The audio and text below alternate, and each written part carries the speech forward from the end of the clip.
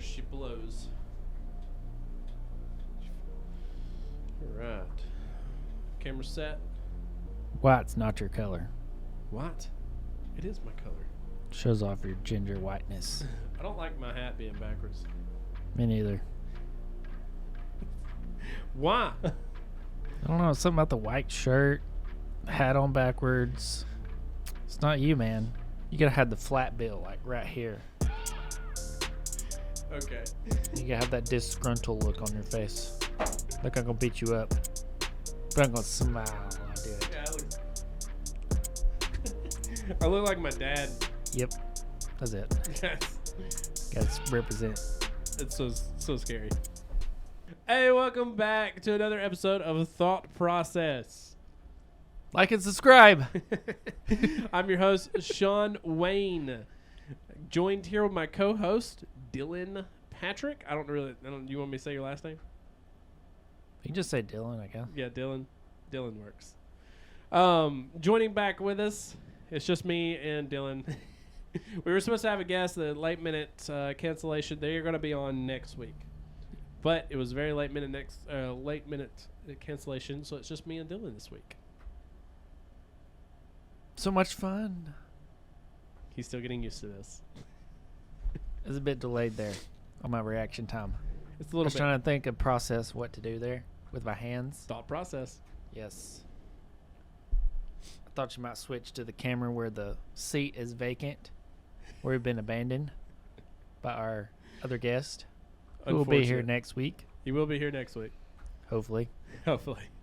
Anyway, we are Thought Process. I've said that 3 times now.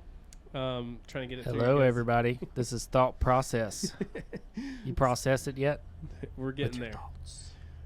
But we just wanted to jump on and have another week of thought processing. How you been, Dylan? I've been okay. I'm working. About like last week, I guess. Working. About last week. So have you thought a little more into so me and you are a part of a group. I didn't know you was a part of it because I was following it, but I seen you had liked a picture in the group. It's Modified Lawnmowers. We talked about this last week. We're going to modify lawnmowers and race them, correct? I'll try to race them. We'll see what happens. May just blow up. May crash them. And that's okay. Like, that's part of the fun, the fun of it or whatever. It's going to be an adventure. I think so as well. You always have fun, no matter what it is. Remember when we did we went through our go-kart phrase? I kind of remember. I was kind of in college, so it was like a little short-lived for me. It was long-lived for me. It was me, you, Jason, I think there was a bunch more people. Yeah, I don't remember too much. I caught your go-kart on fire. I know. I wish it hadn't got scrapped because it was a good go-kart. I think it was a good axle, good brakes. A bunch of good parts I could have used on my mower now. I'm pretty sure it got scrapped because, it sat in that yard for a very long time. Or not a very long time, but it sat in that yard for a while. And I had like a rail out there that we were, Yeah. My skateboard rails were out there too. Yeah. Whoops. Went black. Me and Dylan we're skateboarders. We've always been skateboarders. We have stopped recently. We said this in the last podcast. We stopped skateboarding recently because my knee messed up, and because I'm an old dude, and so is Dylan. And so we haven't stopped skateboarding, but we took a lengthy break. I couldn't skate, obviously, because I had my knee surgery, and I'm just getting back into it, just like rolling around, trying to get used to everything again. But me and Dylan have both skateboarded since we were young, 6 to 10 years old. We grew up skateboarding. Me and him used to skateboard till 3 in the morning most times. Oh, it'd be like sun coming up sometimes. But that's kind of what ignited our friendship, was cars and skateboarding together. So I think so as well, because we met. Did we meet in auto technology? Yes, that's what I thought. So we met in auto technology, which we were both kind of awkward. Right? Talking about me? Yes. We were both kind of awkward in school when it during school or whatever. And so it just kind of clicked, and we've been inseparable ever since. Well, life has kind of gotten in the way sometimes, but we never seems. How do you say that? Never broken the friendship. Yeah, we always seem to stay together. Am I saying that right? Stay in touch. Yeah, no matter what. No At least matter talk what. about everything and keep in touch with each other and get back together from time to time when we could. Yeah, we recently been going out and eating, like lunch together. We do that frequently, actually. Well, we haven't in a couple weeks, but we frequently go eat lunch together because that's what just old people do. Yeah. I'm just like getting their New Balance shoes out and talking about lawnmowers now. Please stop. But it'll be racing lawnmowers. We'll have a little bit of advantage. So yeah, we it sparked our friendship. So we've been skateboarding for a very long time, and we had rails over at that house, my old house, and we had like tons of grind rails. I mean, one of them was like super long, wasn't it? No, I had one square one, and there's a round one that had like a kink in it that was pretty long. You could snap them all together. Yeah, I remember that. But I had a ramp over there, and those were over there on that ramp, and the go-kart was on top of the ramp. And this was Dylan's go-kart. The go-kart had a massive carburetor on it. You traded a cell phone for that go-kart, didn't you? Yeah. It was Clint's go-kart they had put together to race. It was a sick go-kart. It was an 8-horse. Straight axle. I remember it was an 8-horse. It might have been a Honda. It had like a direct injected carburetor and disc brake, straight axle, 4-wheeler sprocket. I mean, it'd do like 55 or something like that for a little bitty 8-horse. So it was fun. Was it my go-kart was flinging the chain off of it? I can't remember. One of them was Jason. You was following us in the truck, and we was riding go-karts from my mom's house to Holly Pond City, and we'd ride around. This is crazy. We were 16 years old, like young, 15, 16 years old, and we were riding our go-karts from our mom's house to Holly Pond. I don't know why, and we were riding around the Holly Pond City on go-karts. We went down on the freeway. We was going down 278, down to the Lee plant. It was like 2 o'clock in the morning, so it was like a desert town out that way, so. That is so wild to me. Like, we do that now, we would get in so much trouble, but we were and we passed cops. There would be cops in Holly Pond, right? I don't remember. It was pretty deserted all the times because we'd stay out late. Yeah. There was one sitting at Dollar General one time, you remember? And we were riding down 278. I think I was standing on the back of it. Maybe. But anyway, we were very reckless with these go-karts. But his was a really nice go-kart. Had a straight axle, like he said, and the carburetor was thick. I mean, I'm talking thick. And it was pushing too much. It was pushing, too much fuel, and it just burst into flames. I guess the fuel, like, the line blew. Yeah, it was because it had my motor on it, and then we couldn't get it to run. So we pulled my motor off, and you put your motor on it to try to get yours to run with it on there, and then, like, it caught everything on fire. Yeah, it was like, because I swapped your carb to my motor, and the fuel line was massive, and it was either leaking or it burst, and it got on the spark plug or something like that, and it burst into flames. Yeah, like the back of the seat was burnt, the tire, like all kinds of stuff was burnt. It was a very bad deal. I'm very sorry for that, by the way. I never see it after that because I had my truck, so we could throw our go-karts in the back of my truck and go ride everywhere. But then when I was in school, I ended up not really needing it like I thought. I traded it to you because I got a car, so I didn't really need it no more. You bought it from me. Yeah, I bought it from me. So then I didn't have a truck no more. $1,400. I remember that. So I didn't need it no more. So, and then once we did that, I couldn't get my grind rails and my go-kart and all that stuff. I couldn't move it around, so it just kind of stayed over there. What car did you have? It was I don't know what they're called. Saturn. Yes, SL2. the Frog. The Frog. Yeah. That was a memorable car. Make your own luck. Yeah. Dylan would call me And he would call me and be like, yeah, I'm sitting on the side of the interstate. I'm like, why? He's like, I don't know, something wrong with the transmission. Like the pin come out. Didn't it come out like 4 times? I did it the first time because if you beat on them, the differential pins will come out and they'll just pretty much saw the transmission in half. Jeez. So the first time we definitely beat on it a lot because, Zach had it and he raced it a lot and I raced it a lot. And then I went and test drove. I didn't test drive it, obviously. Zach test drove it. He went and test drove it, and I went with him. And, dude, he beat the ever-living piss out of that car. And he brought it back and talked them down. Could you imagine doing that? Like, going and test driving a car, beating the crap out of it, and then coming back, and then like, I don't really like it. Yeah. I could see him doing that. That is ridiculous. And he was like, yeah, I'd do it for $1,000. And I think they had it posted for a little more than that. He's like, yeah, I'd do it for $1,000. And they're like, yeah, I can see that. Yeah, it's a fun car. It just, once you beat on them, that spinning once you get out on the freeway, that was a problem. I started going to college, and then it was on the freeway all the time, so it's just constantly rotating, so it just keep working the pin out at that constant speed, and it just mowed the transmission in half. It was lower, too, like really low, wasn't It it? had like Honda coilovers or something on it.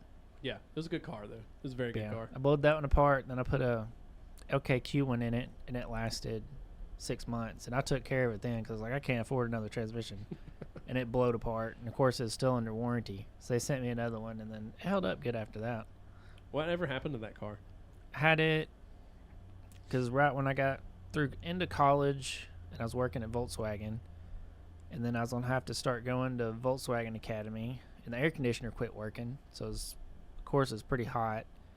And then after the air conditioner quit, the driver's window quit working. It wouldn't roll down. And then the heater core started leaking. So I bypassed the heater core, so I didn't have no heat, no AC, and the window wouldn't go down.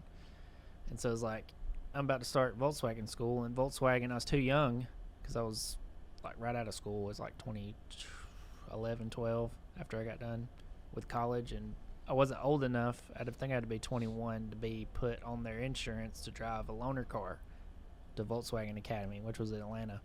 So I couldn't drive a loaner, and I was like, I'm not going to drive this frog, my Saturn all the way to Atlanta for school. So I ended up taking money I got from an IRA account from college and buying my Jetta, and I sold it to Colton, and Colton drove it for a while. That's right, yeah. Because he used to carry his kayak on top of it. My kayak. Do what? He borrowed my kayak. Oh, it was your kayak. Yeah. Yeah, that was such a good car, dude. As far as the engine, I didn't ever have to do nothing to it. Just transmission blew it apart, and then the AC, and then the heat, and all the parts were, because Saturn went out of business. That's getting about that time frame, a little outside of 10 years. Yeah. More, so you can't get parts for it. So I just, on to something more reliable. Yeah, the Isuzu the Isuzu Pup is still one of my favorite trucks or favorite vehicles I've ever owned. Yeah, I love that thing. It was as rough as it was. It was a really cool truck. It was such a good truck. I took the tailgate off, put a fart cannon on it, and beat the piss out of it. I mean, I'm talking. It just didn't have no power. No, it did not at all. I think the factory was like 80. We probably had it down to about 50 or 60. Yeah, dude. As much as it was wore down. The crap out of it. I mean, you was there. You was there. I beat on it a lot too before you got it. Remember when I drive it around, and that's why I always hated everybody just run off and leave me. Everybody had their fast cars back then. Yeah. Do you remember when me, you, Kurt, and a bunch of other people, we went, you know where the stockyards are? We went down that way, and behind where, is it Kevin O'Neill that owns, what's it called? Redline Diesel. Remember he used to be in Vinemont. Yeah. Right there at Vinemont. You remember the trail behind? Yeah. We went down there. Well, you was with me when we done that, or was that Jason? Can't remember. Anyway, we both took it off-roading. Yeah. So we were down there, and we were we took it down there to go off-roading or whatever, and I swear it was you, but... Might have been. We went everywhere, because we went through the power lines, and then we went to a 50-foot. Remember, I was driving it ways over at 50-foot. Oh, my gosh. We got stuck, and that lady came Almost got stuck. Oh, yeah, that's right. We had the snow chains. Yeah, we had the snow chains or something then. I was like having a pin, and we just slowly creeped out of there. And it was loud, too. Like it wasn't a quiet truck. I had a glass pack. I think I had a glass pack on it when I had it. Yeah, I remember you had a glass pack. And then the whole manifold broke loose with you. Yeah. Open header. And I would like go down the road and I'd have it in gear and have it in like fourth gear. And be like, whoop, and I'd let off the throttle and cut the key off and cut the key back on. It would pop. And it was like, you could flood a valve doing that, can't you? Yeah, I mean, it's not good for it, but we both used to do that all the time. Yeah, backfire. It'd load all the gas up because you was in it. And you cut the key off. Then the spark would kick back on and just blow all the gas out the tailpipe. It sounded like a literal shotgun, but loud. Like really way louder than that. It was insane. Yeah, that truck held up surprisingly well for what we put it through. One time I crunk it up at backside, and everybody's like, let's go to Waffle House and eat. I was like, okay. So I crunk it up at backside, and it smoked. And it smoked so bad. Like straight blue smoke. And I drove it out of backside and all the way down to Waffle House in Good Hope, and it smoked the entire time, like smoking the road out.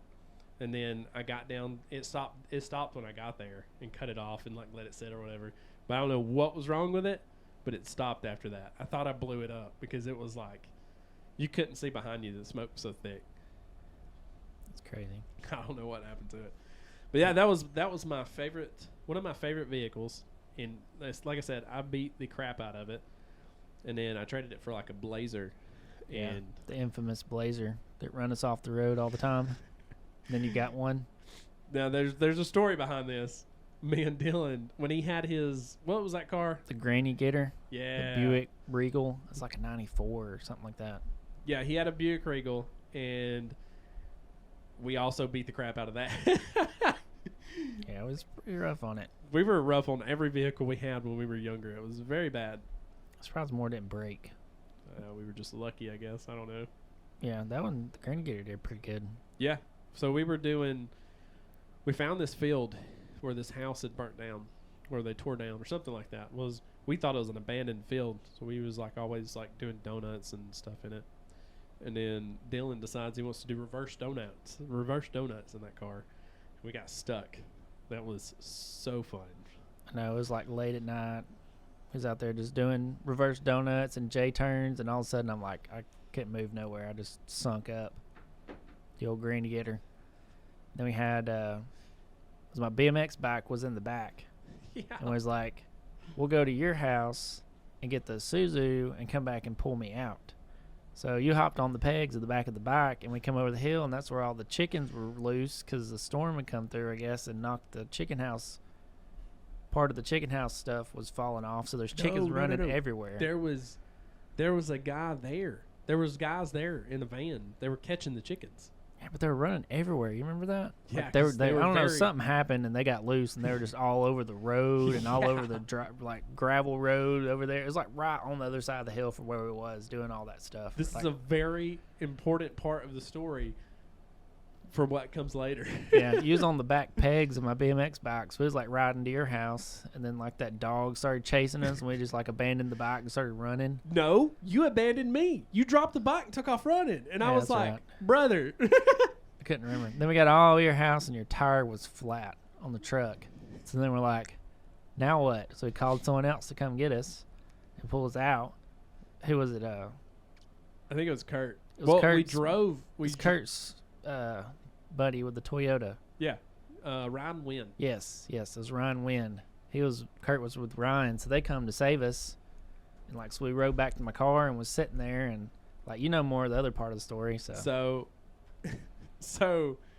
we got to my house and the tire was flat. We're like, we got to get back. Mom's not gonna let us use any of her vehicles. Let's just take the Isuzu and go. So we jumped in the Isuzu, threw the bike in the back, and we're driving so slow down the road because we'll have a flat tire. So I don't know what we were thinking. We were young. We were just young. So we're driving down the road with this flat tire, just going down there. And my buddy Daniel calls me. He calls me up. Hey, bro. And he's got weed on him. This is years ago, by the way. This is like years ago.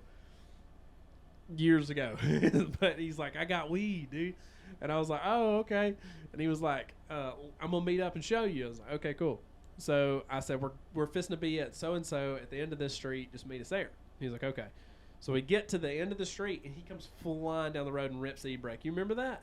Oh, yeah. His cruising just like zipped by us and tires screeched by us and everything. He like, there's a little gravel patch, too. And he come flying. I'm telling you, he's crazy. He's still crazy, probably to this day. But he was crazy back then. He come flying up, ripped the e-brake, and was sliding, and then hits the gravel and just starts 360ing through this people's yard. And I was like, oh, crap. So we just take off, real slow because we got a flat tire and we're driving down the road. He gets behind us, and then we get into the gravel road where all the chickens are, and I'm missing the chickens. Like, I'm just like, weaving back and forth trying to miss them. And we look, and Dylan turns behind us. It was like looking. He was like, Daniel's hitting the chickens. He's taking them out, man. It was like, like just hitting them or whatever. And poor chickens are like Frogger, just getting wiped out. He's just cruising out through there. Dude, it was so bad. And then we pulled over the hill because you can't see on the side of the other side of the hill where we're stuck. So pulled over the hill. I backed up, and we're like hooking the chain up. We're deciding we're going to pull this out with a flat tire. We're just going to try. And the chicken catchers come over the top of the hill. They pull in. Well, Daniel takes off down the dirt road. He's like, hey, do you know that guy? And Dylan's like, no, we don't know him. He's like, are you sure? Because he was like running our chickens over. We're like, no, we don't. We absolutely do not know that guy. And then a cop pulls up. He's like, oh, we called the cops. So the cop pulls up. Cop's sitting there, like assessing the situation. The granny, white mama cars out here in this field stuck in the mud. And then, so the cop walks up to us and it was like, what's wrong here? And I was like, well, we were coming home. This black Blazer was doing donuts in this field. And they come out and they run us off the road and we, just got stuck. And there was a perfect, you remember that? Yeah, it was perfect track marks. Yeah. It's of course, it's our donut tracks out there, but we blamed it on the Blazer. Yeah. And then he come off into the road and I tried to miss it coming into the road and ended up getting stuck. And there's like a perfect path from the road right to where I was stuck at. Even though it was like a J-turn, it just happened to line up perfectly to where I was at. So that was the story we told him. So I was sitting there explaining the story to the cop. And we're very young. We're very young. So me and Dylan are sitting there, and I'm explaining this story, and then Daniel's coming over the hill. And the cop's got his lights on, right? It's like creeping. Yeah. He's like creeping over the hill, and he gets to where he could see the cop, right? And just slams on the brakes. Like, he's rolling enough to where when he slams on the brakes, the tires, make the noise, like, or whatever. And he just backs up, this, and Jay turns, and just slinging gravel as hard as he could. And then and the cop's sitting there in disbelief. He's just like looking at the guy. Daniel was not the brightest crown in the box. No. And so the cop's just standing there like in disbelief that this is happening. And then and it's super quiet. Nobody's talking because this just happened. So everybody's just like in disbelief, sitting there watching him. And then Daniel, you can hear him hit the road. He goes, skirt, and he's like gone. And so the cop's like, I'm gonna go after him. So he like jumps in the car. And then goes after him. He's, tearing out or whatever. And then, like, soon as we hear the cop hit the road, because you can hear him, like, hit the road or whatever, Daniel comes flying by the other road, like, as fast as he could, and just passes us at, like, 100 and something miles an hour, just gone. I think he went home. He said he texted me when he got home. He was like, hey, I made it home. Yeah, Ryan finally showed up and pulled us out.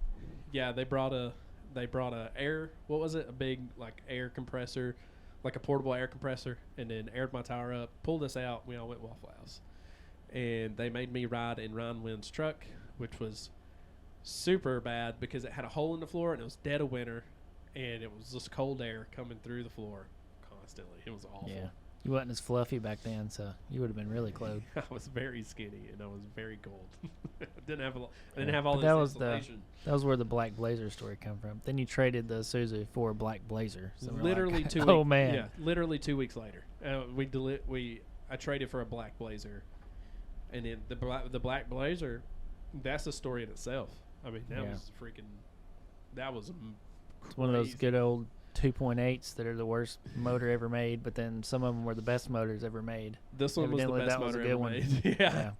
We were literally doing burnouts with like 35-inch mud tires on the back and donuts, and every time we see mud, we would hit it. Like, it was a good blazer. I remember being at Kramer's house, and he just kept on hitting that mud hole back behind his house, like over and over and over. That must be a good motor there. It was so fun, dude. And then, like, I was more worried about getting mud all over the thing, and you know, and then coming to town later, I'm like, oh yeah, we went mudding. Yeah. I was weird like that. I was like, I can get some major clout off this. Yeah. Be cool. Two-wheel drive gang. We all had freaking two-wheel drives that were mud bogging. I think Kurt started the trend with the Raider. I think so. Kurt had the Raider with, like, I don't remember what it was, like 38s. Yeah, day one it was like stock. I think he took it mudding. There's an iconic photo, because he used to work at Taco Bell in the middle of town. There's Yeah, I remember that. Yeah, there's an iconic photo. I don't know if he still got it or not, but this is a Mitsubishi. I don't remember what year it was. It was a Mitsubishi Raider, and it still had stock tires on the front and like 38s on the back, and it was sitting like this in Taco Bell parking lots. That poor truck. It was a 6-speed manual. He'd like bark it all the way up to like 6th gear, make the tires bark on it. Then like, I don't know how many transmissions and rear differentials he put in it, because it wasn't nothing but like a Dodge Durango or something, or Dodge Dakota with Mitsubishi emblems. So. And it was all like under warranty. So like he would like, I think he said he went through like, I don't know, it was a lot. He said he went through a lot. Yeah, he tore that thing up all the time. That was the most abusive two-wheel drive trucks ever seen, I think. If you want to, if there's any sponsorships out there that would like us to test the durability of a two-wheel drive vehicle, we know a guy. Hook us up, please. Yeah. Because we know a guy. He did it for years. Straight up did it for years. I mean, he had that thing forever. Oh, yeah. He had it. It was like his first vehicle. It's like all through school, I remember hanging out. He had it for a long time. Remember when he brought it in Mr. Thrasher's shop, and we tried to balance the tires, and it was like flinging mud everywhere? I don't remember that. It was so bad. My memory back then is not too great. You got to pump them numbers up, son. I know. I remember everything. I don't know why. I can remember the first time my sinuses started draining. We was under the parking deck, and I was riding with you in the granny car. Like, that's... Yeah. It's very... That was the first specific. time. Yeah. Very specific. I remember throwing the bouncy ball in Thrasher's class. That's probably the earliest memory of us hanging out. It was a bouncy ball. We got on to us. We got in trouble. He's like, who threw that? Me and you was looking at each other like... Yeah. That was early. I remember those memories. We got a paddling for that, didn't we?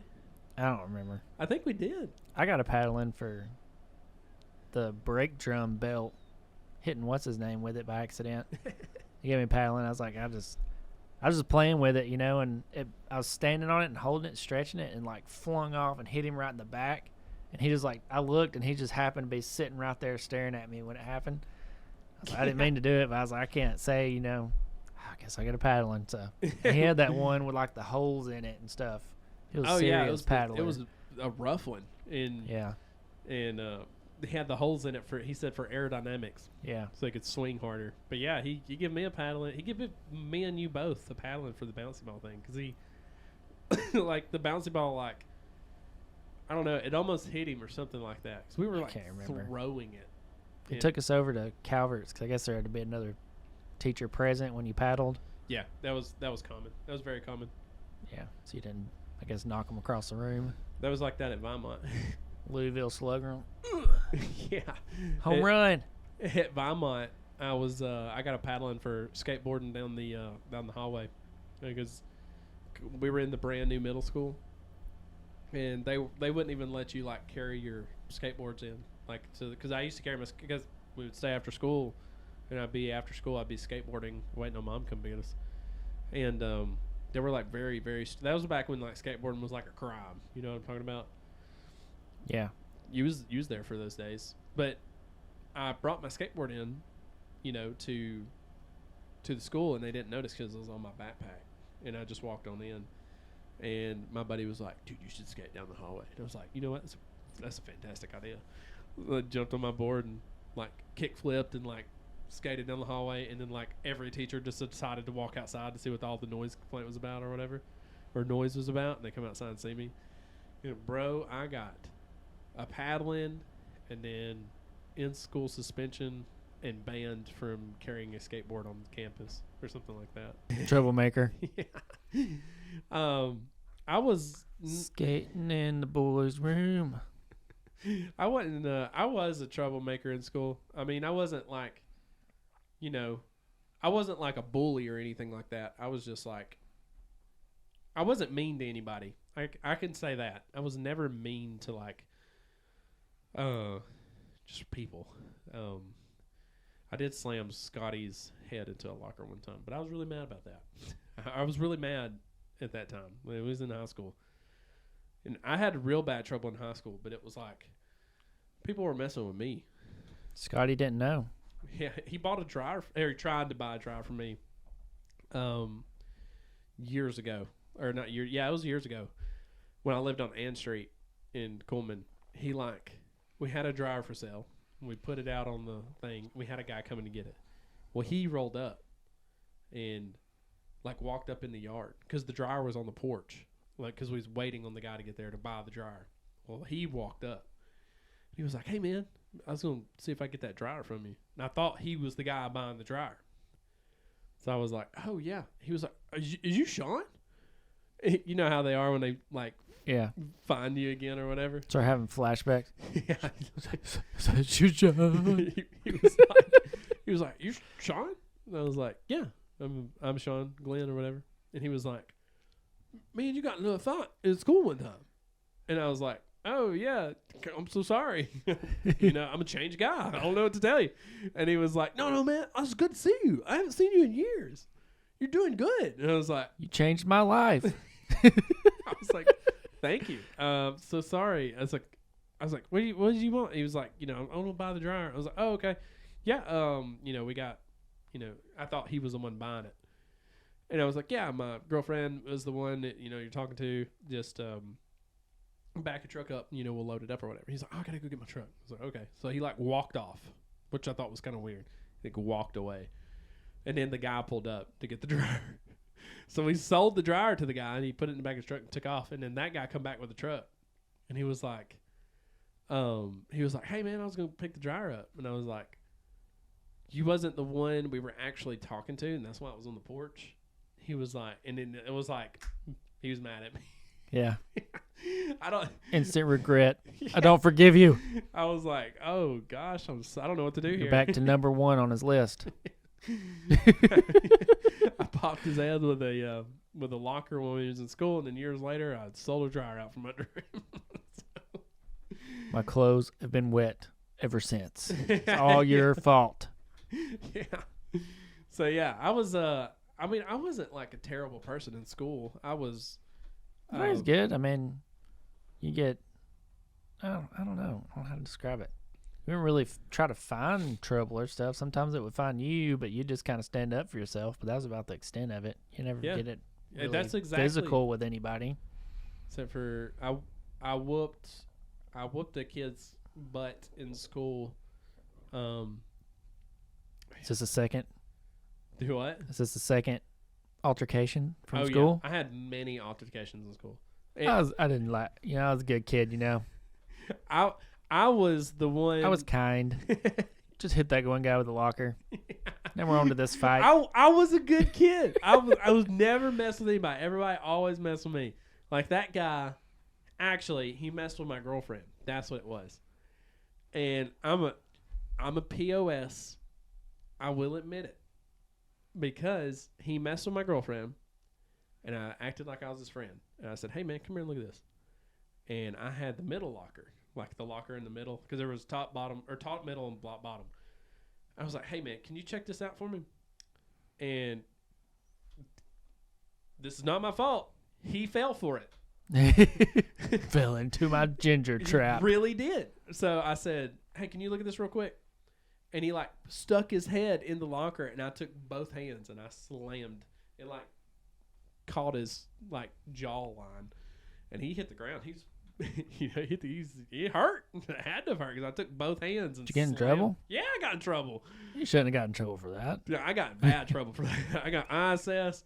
I got a paddling from the principal. They were on the verge of suspending me. And then like a week later, me and Pedro got into a fight. And hey, Pedro! Coach Lamar come over and pulled me off. I had him in a chokehold. And Coach Lamar come over and pulled me off and sent me to the office. And they were like, we're going to have to suspend you. I was like, brother. Pedro started it. Yeah, so we all agreed that was wrong, and they give us ISS. So I think I spent more time in ISS than I did in actual school. All Pedro wanted to do was be president. Vote for Pedro! Yeah, gosh. Pedro passed away after that. Or I don't remember what year it was. What was that car he used to have? Which one? I can't remember. The loud one? The Honda? The blue Honda? I'm trying to think. It's been so long, man. It's hard to remember. I kind of vaguely remember him. I remember every car I've ever had thoroughly, which I had a bunch of loud cars. The blue Honda was straight header. It was so loud. Do you not remember the blue Honda? I'm trying to think. The blue the EF? Yeah. Yeah. The blue EF. Yeah. Is that the one that we tore apart and painted the engine bay on? No. Yes. I got it back years later. You bought from Auto? Yes. That never gave you the title? Yeah. After we did all that work? Yeah. So I bought it from Auto on payments because I was 16, didn't know what to do or didn't know what I was doing or whatever. So I bought it from Auto on payments, and then after I got to like $900, I bought it for $1,000. And after I got to like $900, he come and stole it from the shop that was working on it. So I contacted the shop, or Mom did, because I didn't know what I was doing. So Mom contacted the shop, and he was like, yeah, there's, like, on our cameras, we got somebody coming in and loading it up on a trailer and leaving. So I had to, like, report it or whatever, but the car wasn't in my name, so I couldn't report it stolen. And the guy that got it, the car was in his name, which was Auto. And so I was like, oh, okay. So I called him, and I was like, hey, you come and got the car. He's like, yeah, I seen it up there. I figured you was, letting it go back. Like, letting it go back? What do you mean? He's like, I figured you wasn't going to make any more payments on it. I was like, I had one more payment to make of $100. And he was like, yeah, I don't know, man. It's all right. I've already got it. I've already repoed it. I was like, no, you stole it. And so I didn't hear from him for a long time. And then I seen the car sitting in town. This is where I found it or whatever. So I found it in town, and then I approached the car, and he just so happened to be outside. And so it had all the wheels on it and everything still. It had all that on there. So I had walked up to him, was like, hey, I want this car again. And he was like, okay, I'll sell it to you for $300. I was like, should have been just 100, but whatever. It didn't have a motor in it or anything like that. So I bought it for $300. When we come back the next day to get it, he had took all the wheels off of it and left it on jack stands or bricks or whatever. And luckily, Ernie had like a bunch of steelies, but Auto was nowhere to be found. So we slapped the steelies on it, loaded the car up, and still never had a title for it. Loaded the car up and took it to Ernie's house where he was living with not Timothy. What was his name? Ernie? Yeah. He's living with Baxter. Yeah, Baxter. That's who it was. Timothy Baxter. So we left that car at Baxter's house for years. And then me and you went and got it later on. That. Sitting in his yard. Yep. And then me and you went and got it later on, years later, and brought it to my house and started rebuilding it. And we got, I don't know, like all the way done. Like all the way done with it. We just painted the engine bay, put new fenders on it, bumpers, wheels, interior, windshield, like everything. We had everything. Is that where we went when I bought my Jetta? Is that when we went to pull apart? We had like every part you could get off a Honda stacked up inside my car. Yes. Like the fenders were like against the headrests were here and the fenders were like sitting above our heads and y'all were like squatted in the back because we had so many car parts stacked up in my car. Yeah, because it was an EF. Yeah, so fenders are always dented on EFs. I don't know what it is about them. They can't keep a straight fender, but we found some at pull apart. We got all kinds of parts from there. Yeah, my car was full. We literally stripped an EF And I think we had a hood too in there. Yeah. Bumpers, fenders. It was impressive. It very much was. We could get some stuff. Yeah. A new Jetta. Yeah, we stripped an EF, and I think we paid $100 for everything. And we stripped it. We had doors, hood, interior pieces, fenders. Like, we had literally everything. Yeah, I think I bought those 240Z swastika wheels too. Yeah, you did. Because we had those packed up in there too. Yeah, I wish I found those, but they went back with David's house when he moved. Yeah, or somebody took them. I don't remember.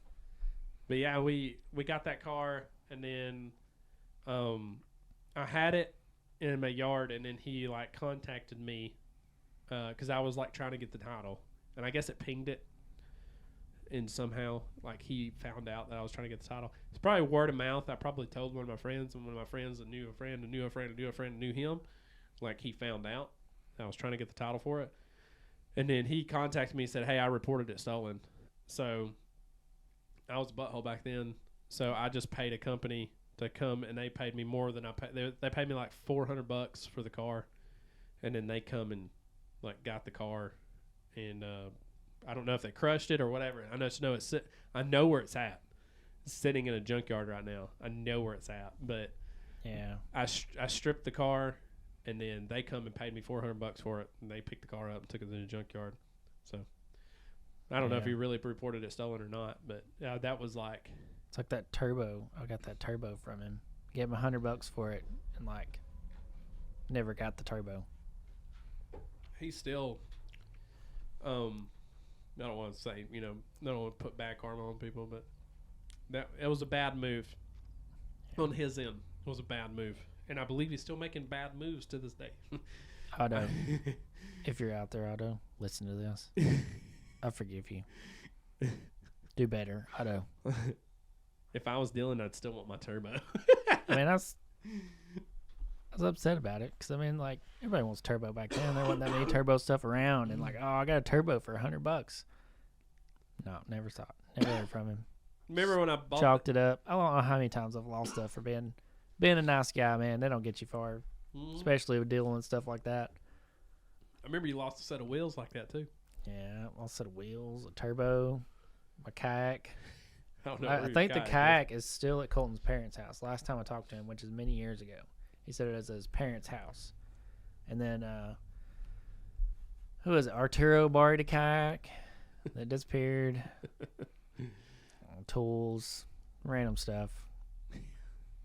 Yeah, I remember that too. Yeah, but I wasn't very adamant about getting it back. I just kind of like, that's your hey, issue. You got it. I ain't too worried about it. That's not. Then it just. That's your issue. Cause I'm very adamant about getting stuff back, and I get my stuff back. Yeah, you've been there. You've rode with me when we went and got my stuff back. This is true. So, just gotta be really adamant about getting that stuff back, and you'll get it back, 100%. I don't think I have anything out right now. I don't think so. I don't think you do either. As far as I know, you don't. Just kind of been keeping myself. Yeah, you have been for a while. Hey, but we are back, and we stopped. We really stopped. We stopped filming for a while, and now we're obviously back. We're filming again, but we've really just been busy working. Me and you both have swapped many jobs here lately. Well, you haven't. You worked at the same place for years, and then swapped and got you got a better. I'll do like 3 or 4 years and jump, but this is a good spot where I'm at. So more of a career, permanent fixture. Yeah, I jumped like 8 jobs in the last 3 years. He's about like them chickens trying to get out of front Daniel's way. Yeah. Hopping around all over the place. But in my defense, every time I swapped jobs, it was for more money. Or a better career. These last 2 have been for better careers.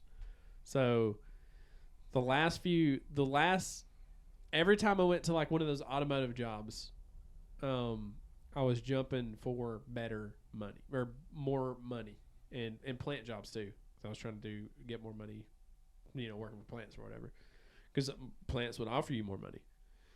So that's one of the reasons I went and worked for Rescore. They offered me a good amount of money, and I went there and worked for 7 months on second shift, and it sucked. I did meet a couple good friends out of it, but I would probably, if I could go back, I wouldn't do it. I would not work there.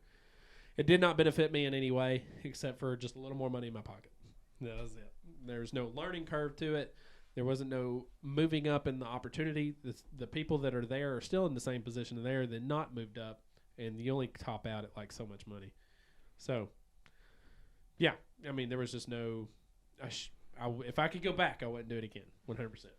And then when I was jumping in the automotive industry, I would stay for like a year, or get about around a year mark, and then I would jump to another job for more money.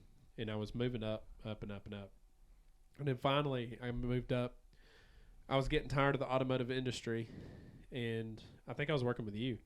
This last automotive job that I was working with you, and they were going like a different route or something like that. So, and we had like a talk too. Like we went in and talked about it, and he was like, "Yeah, we're just gonna, we're doing something different." I'm like, "Let Casey do her thing," and I was like, "Okay, cool."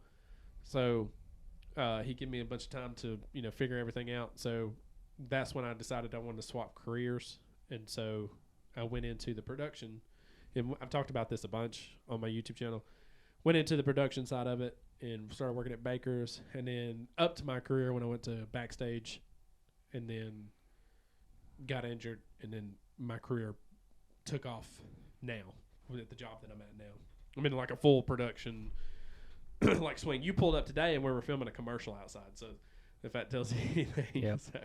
No regrets. No regrets. I'm doing good, Doing good.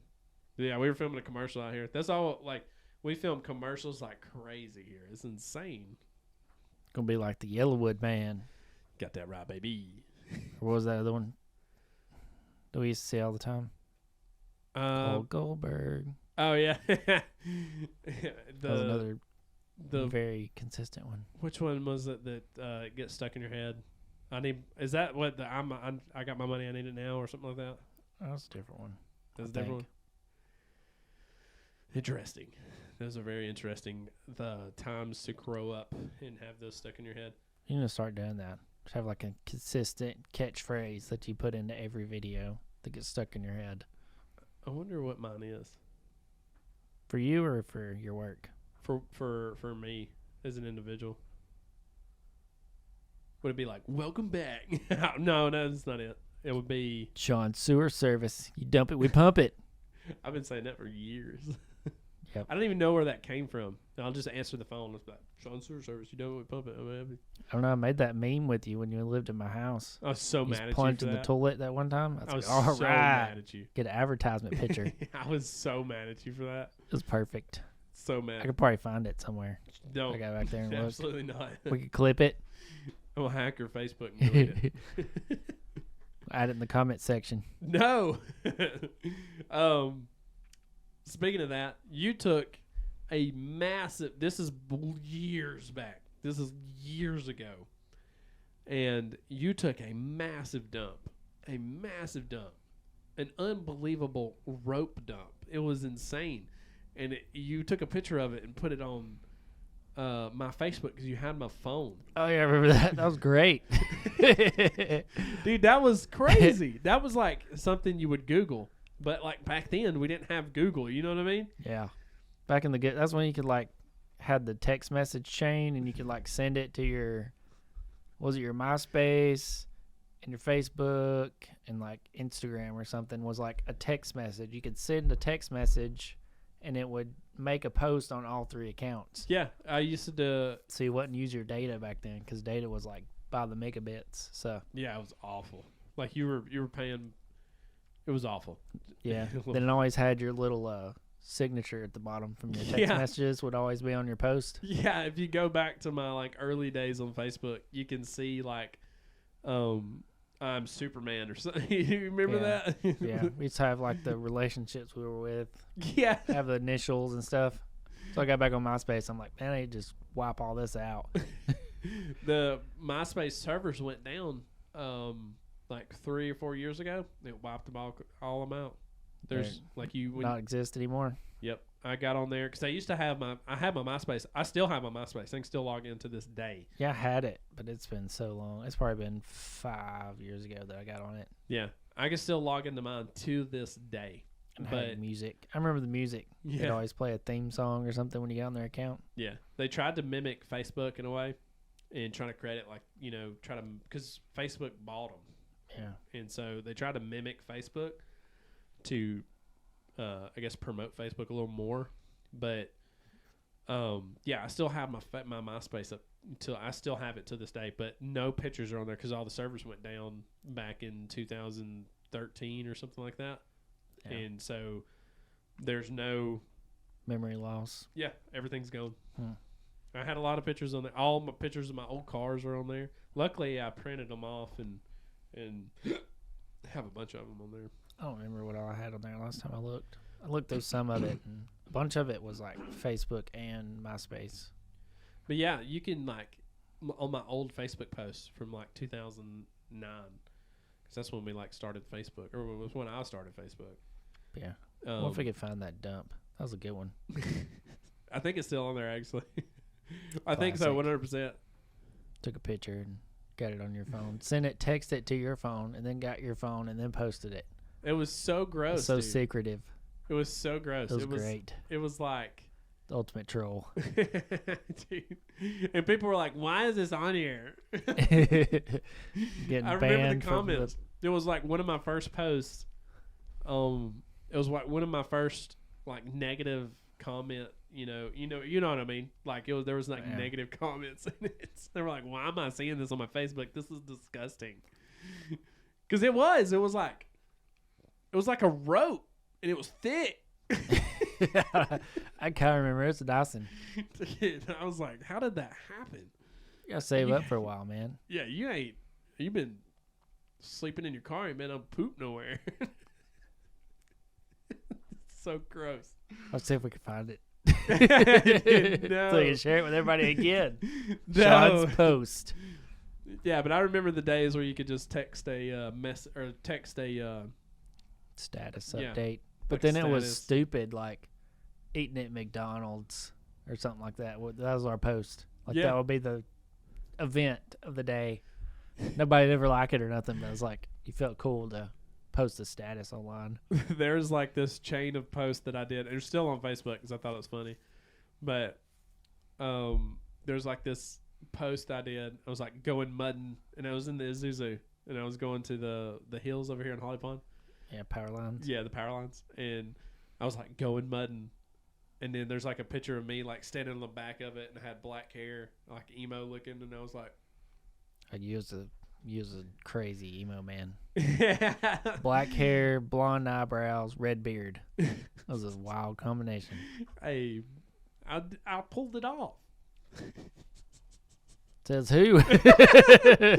But we'll find a picture of that too and put it up here for you to look at. I actually judge for yourself. I actually found a picture of my red hair when it was like, when my hair was like down to my chin or whatever, and it was just the front. It was long, and I was like mimicking Good Charlotte, the guy from Good Charlotte. Yeah, dude, he was my favorite. Screamo days. I loved it. I loved it. Tonight be the night that I will fall for you. My hair is kind of long right now, like all the front. I push it back and then put a hat on. Mine's getting there. If I need to go get it cut. If I pull my hat off, like my hair like covers my whole face up. I want to see. No. Come on. Go show me. All right, there you go. I don't know where mine's at. I need to get mine cut. Whip it.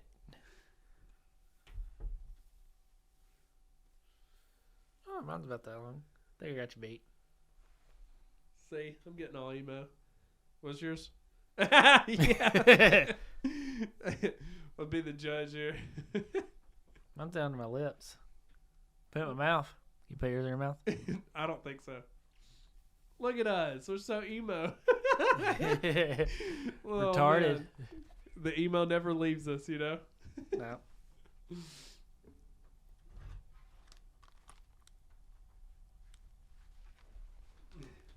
That's hilarious. Yep. It is getting thinner, though. Used to be, like, thick, man. I know. Mine got thin a while back. Like, real thin on the top. And, like, the person that does my hair. Or, not the person that does my hair now. I went to her because my hair was getting thin, but I had it cut short, so you really couldn't tell because I was going to all these events and with backstage and stuff. And I was getting really worried about it.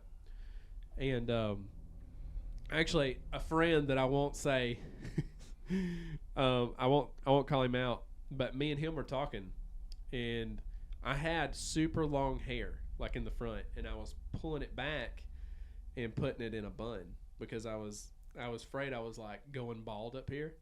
Put it in a bun. So Taylor would either braid my hair back and it would be braided into a bun, or I would just put it in a bun and then have it. And I had like a massive like bun on my head, but I just wore a hat. So nobody'd ever see it. And like I've got pictures of it. It's actually, I look actually pretty cool with a man bun in my hair, but I know it's not, like a cool thing to do. So I never like wore it out. No, I was the same way. I could put mine in a ponytail all the time, but I just couldn't do it. I felt masculinity was dying if I put it in a ponytail. That's what I told Taylor. I was like, I don't want to. She was like, why don't you just not wear a hat? And I was like, I don't know, I feel kind of weird like having a man bun because it's not me.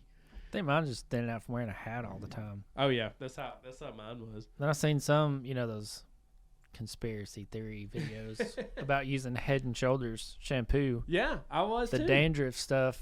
Like if you don't have bad dandruff, it'll like attack your scalp and make your hair thin out. Because like you go to Walmart, it's like Head and Shoulders, Rogaine, like right beside each other. Like they're like, this ain't no coincidence. So now I've like not used Head and Shoulders anymore because I'm paranoid about my hair falling out. I am too. I went to my hairdresser and she was like, "What shampoo do you use?" And I was like, "I have Head and Shoulders because I had dandruff at one time." Yeah, and that fixed it. I mean, Head and Shoulders is like the 8-in-1 shampoo, face wash, body wash. Yeah. So I was going to her. She was like, "Don't use that." She's like, "What else do you use?" I was like, "Suave." I mean, I don't know what to buy. Like, Old Spice or Suave or whatever's there. I was like, whatever's very convenient. She was like, no, you can't use that anymore. She said, your hair is thinning up top, and this is why. So we tried a very expensive shampoo. Very purple expensive. Horse hair growing shampoo stuff? I don't know. But I was taking vitamins for hair and nails, and then on top of the vitamins I already take. It's all the hair growing on your back instead of your head. Dude, Start growing it from everywhere. Yeah, dude, I was like, I shaved my arms. I don't know if you could tell. Yeah, you guys start getting so bad. Dude, I was like, I got hair on my chest, my back, like hair was growing everywhere because of all this. So like I have to shave like once a month. Like my whole body. I have to shave my whole body. Like I literally just shaved my arms. Like you can tell I just shaved my arms. And so the only thing I don't shave is like my beard. About them legs? No, I don't shave my legs. I gotta keep you warm. It's starting to get cold. Yeah. I got hair on my legs. But yeah, she was telling me my hair was thinning. So she gave me this very expensive shampoo. And it worked a little bit. So I went back. I kept going back or whatever. And we kept monitoring my hair. And then she was like, I was like, is it just because I'm getting old? Should I just shave my head?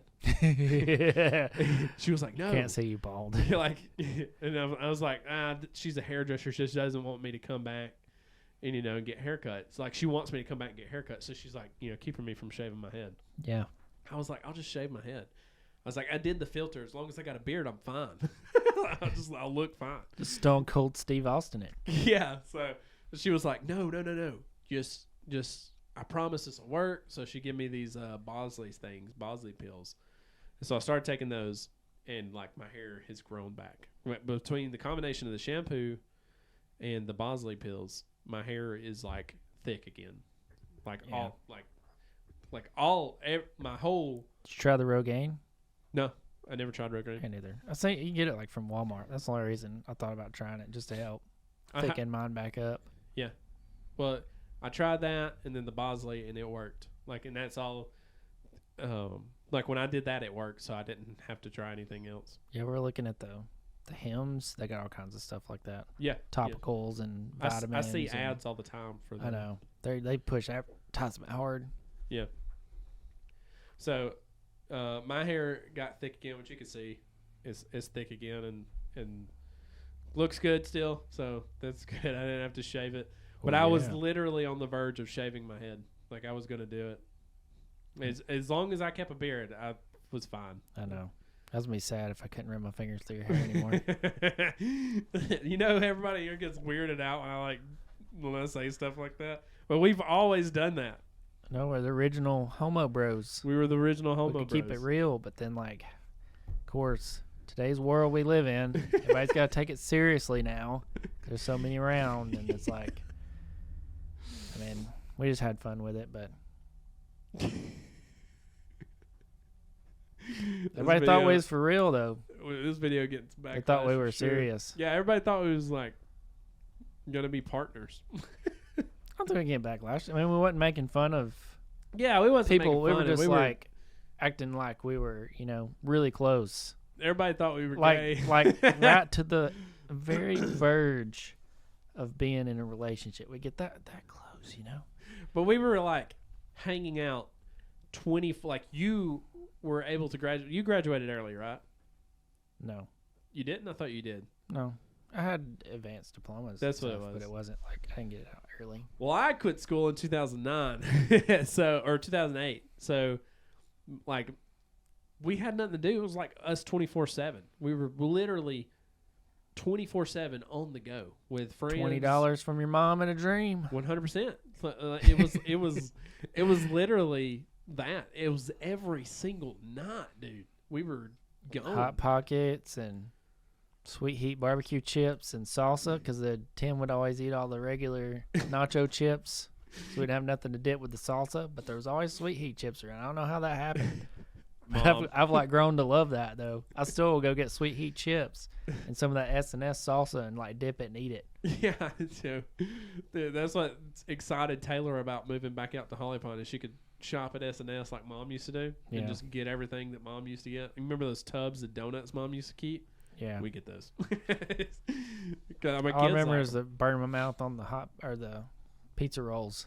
Oh yeah, we always had pizza rolls. She stocked up on them things. We were only there to like for I don't even know. It wasn't that long. We were there for not even a full night. We would get in at like 1 a.m. and then we would be there till like 9:10, and then we would be like ready to go.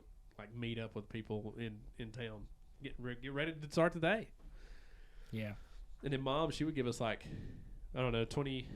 She'd give us like $20, and we would eat on that, and then we would get gas. We would save like $5 to $10 for gas, depending on where we had to go. Sometimes we wouldn't even eat. Like we just, especially in Port Alliance, we'd have like $20, and like this is like admission for us, so we can't eat or drink or do nothing, but we're going. Yeah, we got enough for gas and admission, and that was it. We even walked around Nashville, and everybody was like, getting food and stuff. We were just like starving, dehydrated. Just like walking around Nashville with thumbs up. We're in the moment, living in the moment. That was so fun, though. That was like some of the best times of my life. Like we were just, living day by day. Less carefree. You were at 100%. I mean, we were cruising, dude, at full speed too. It was ridiculous. Yeah, I feel like we bring out good in each other, because I'm more like logical thinker, mellow guy, and you're like, let's do something crazy, and I'm just like, it gets me out of my shell, and then gets you some out of your shell, and because I do it with you. So it's like, yeah, it brings out the best in both of us. We had fun. So I probably kept you out of a lot of trouble when you started hanging out with me. Because I was, more try to keep it straight and narrow kind of person, but then still have fun. But I'd keep it from going too far usually, or getting too crazy. And I'd always be there for you if you got too wild. Hang out and, drive you around till you slung burritos at cars and we had to run away. Hey, yo, chill.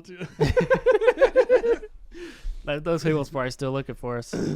It's not like they could come after us, No, they couldn't see. Hit them wipers, and them refried beans are smearing across the windshield. Allegedly. This is years ago. This is back when we were kids. Okay? I just want to emphasize on how many years ago this was. This was a decade ago.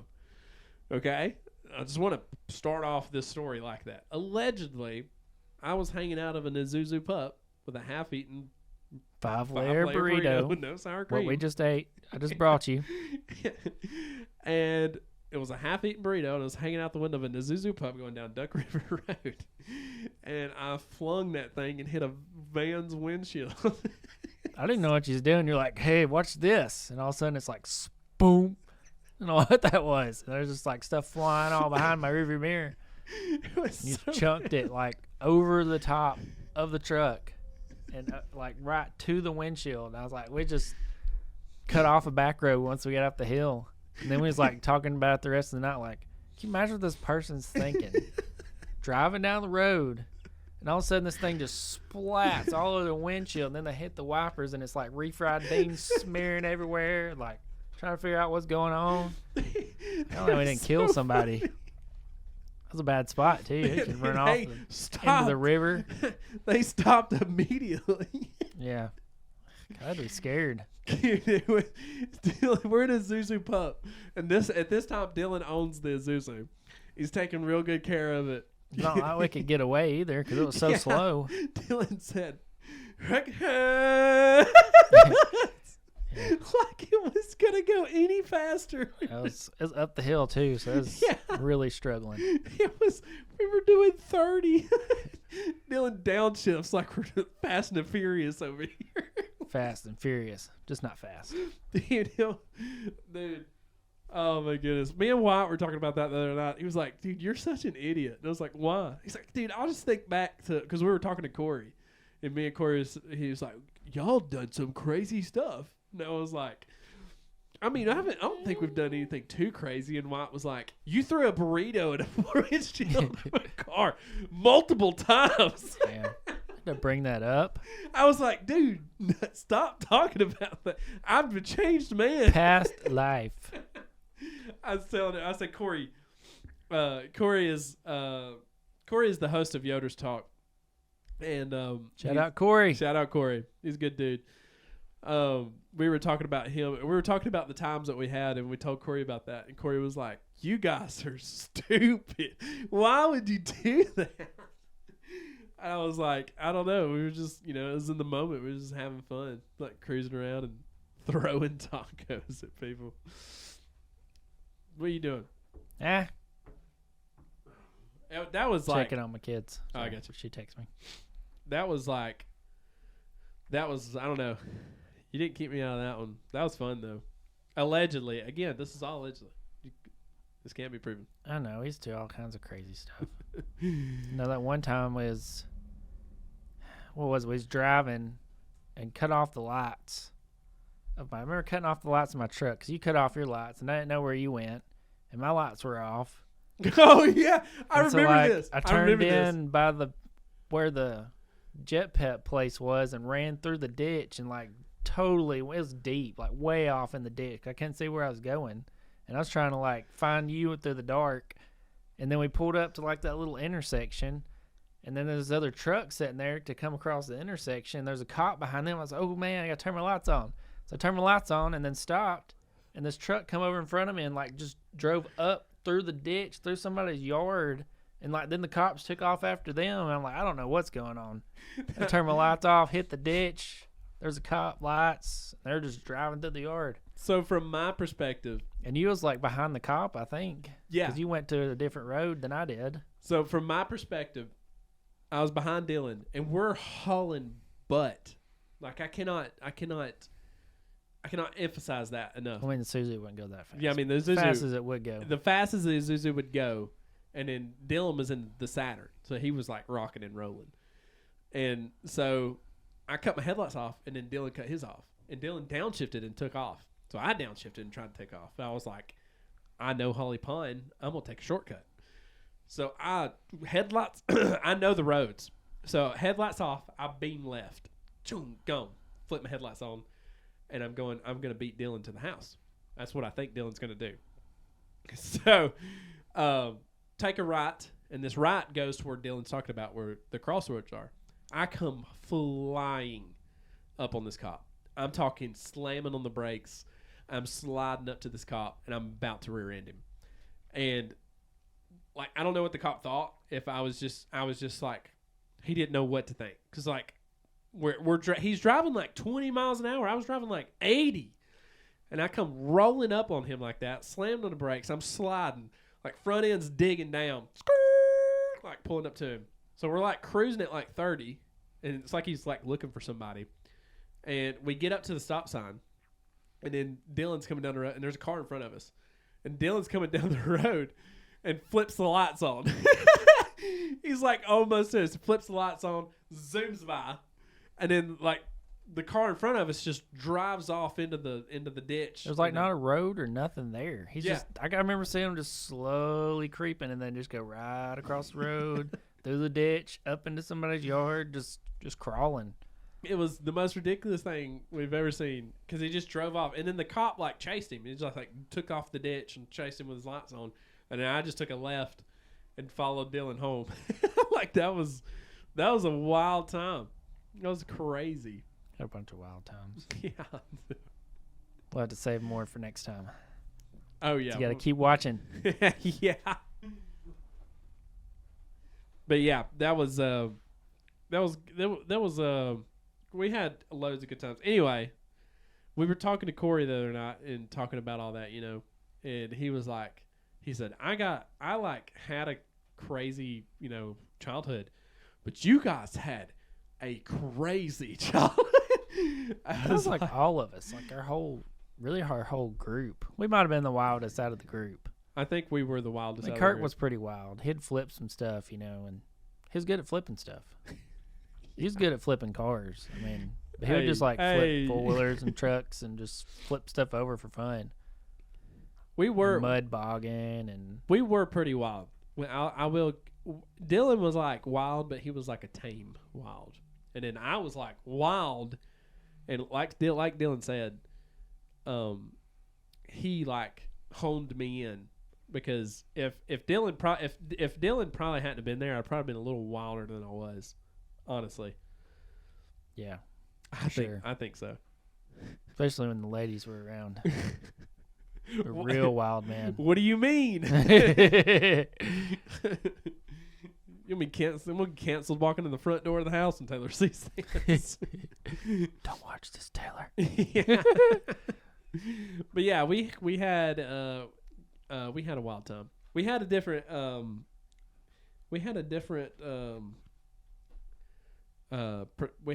perspective when we started this podcast. It kind of went off the rails, but we also had that different perspective when we thought Corey was going to be on. So I guess it's a good thing. Is it? Maybe. Leave a comment and let us know. There you go. Dylan's coming around. Look at him becoming like a straight YouTuber. Anyway, guys, thank you guys for joining us on this new episode of A Thought Process. We are going to have another guest on next week, and it'll be Corey, hopefully. I'm not going to set it in stone, but we should be able to get him on next week. Have some more talks. I wonder, thoughts. I would like to compare, I would like to get his reaction to the our childhood, like how we grew up and how wild we were. And I don't think he knew. He was kind of around when he was a kid, around me. Because I was around him for a little bit as a kid, but I think he was pretty young, so I don't know if he ever really knew. I do think he knows, because he talked about you when we had that conversation the other night. So I think I might have been skateboarding and stuff when he was around, like the beginning stages of when I was skateboarding. Yeah. I've talked to him on and off over the years. I am very surprised that, like, I say this all the time. I feel like I'm very successful. I've been very successful in life. There has been a lot of hiccups, but I do feel very successful in this point in time. I could fall off next week and then not be as successful, but I do feel very successful, and I always wonder how I got to this way, because when I was a teenager, I did not care, and again, you said it yourself. We were wild. And I never thought little wild me like I was, because I was wild up until I was 25. Yeah. And most people was like drinking and partying, and that's how they was wild. And we was completely sober, so that kind of made it more retarded. Yeah. We was doing it without any influences. Yeah. So that's why I was like, I guess I kept a straight head all these years, and then maturing like through all the hardships that I've had in maturing and, you know, and stuff like that, and becoming, because I do feel like in the next few years I'm going to be extremely successful. I hope Heck yeah. I hope so. I hope we both are. Yeah, we will both be very successful. You're just going to carry me. I always thought I'd have to carry you all this time, but you've surpassed me now, so no. It's your time to carry the torch. I'll carry us. I'll carry us to the promised land. This is going to be like steps. You know, your turn. Yeah. I'll fall off, and then you'll pick me up. Yeah, it was kind of my big step, and now we're on your step.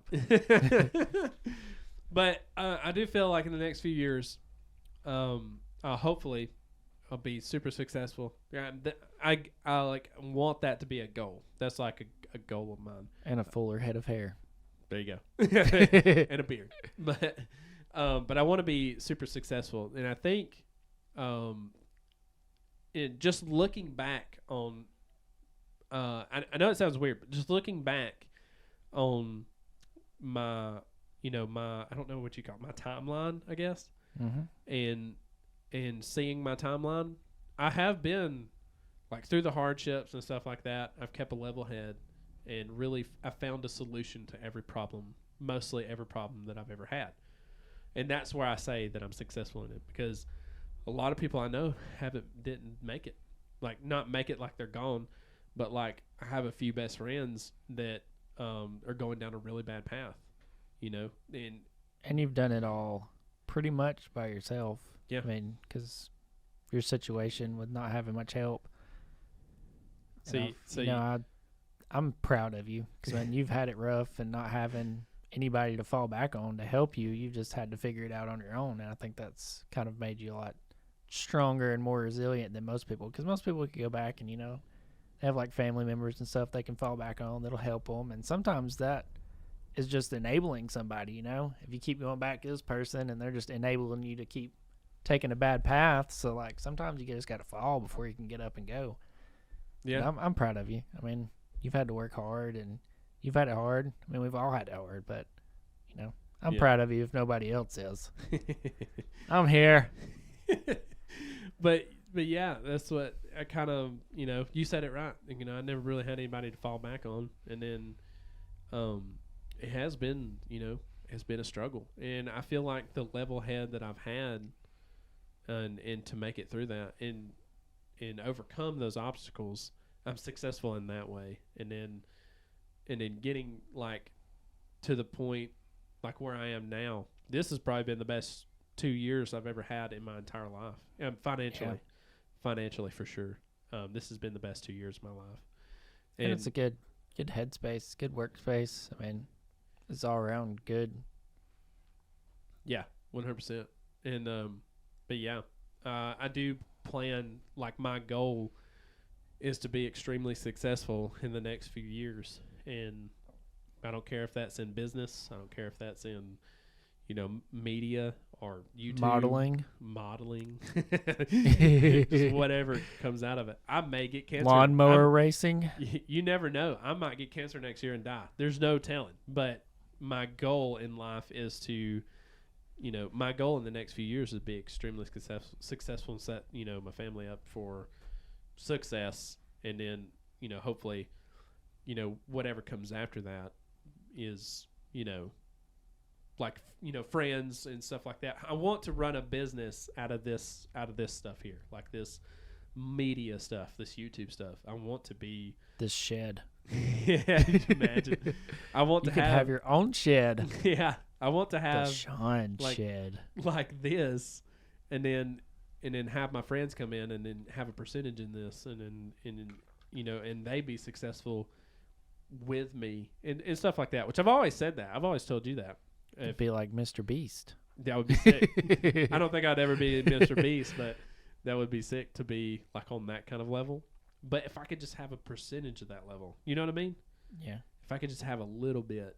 Come on, just give me a little bit. Just a little bit. Just a little bit of Just a little success touch. when it comes to that. And that's what I want. I think that would be good. Anyway, thank you guys for joining us on this episode. We were supposed to close this out 10 minutes ago. Oh man, you're paying me overtime. There we go. 30% coming in strong, Woo, baby. 10 cents. But anyway, thank you guys for joining us on another episode of Thought Process. We will see you guys next week on a fresh episode of Thought Process. See you guys later. Goodbye. Peace.